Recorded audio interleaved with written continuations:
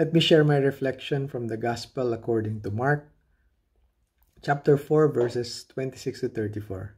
I was struck by verse 34. He did not speak to them without a parable, but privately to his own disciples, he explained everything. I remember the time when I was taking my master's degree.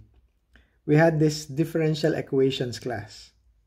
I do not remember much about this subject from my college days, so I really had a hard time following the lectures most of the time.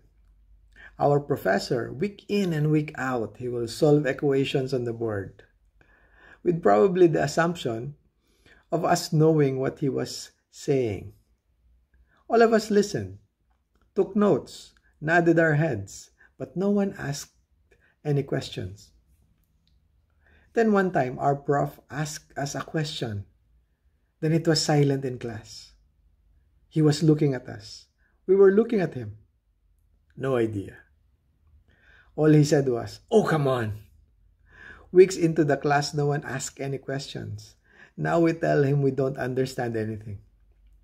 All of us were probably too ashamed to admit.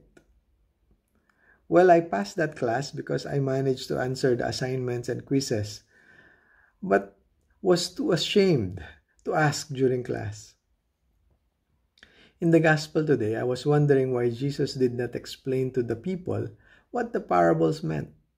However, to the disciples, he explained everything.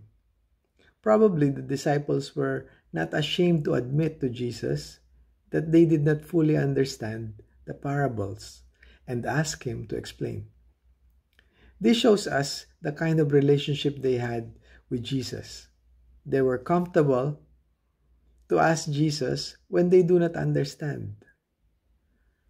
I believe the gospel is reminding me today, do I ask the Lord to enlighten me on his words that I do not understand? Am I too ashamed to admit that I do not understand? I believe the Lord would like us to seek more answers, to ask him, because he is the answer. He will explain to us, enlighten us, give us the grace to understand when we do not know. Lord, give us the grace to not just hear your words, but also the grace to allow your words to sink in. Give us the grace to ask your guidance when it is not clear to us.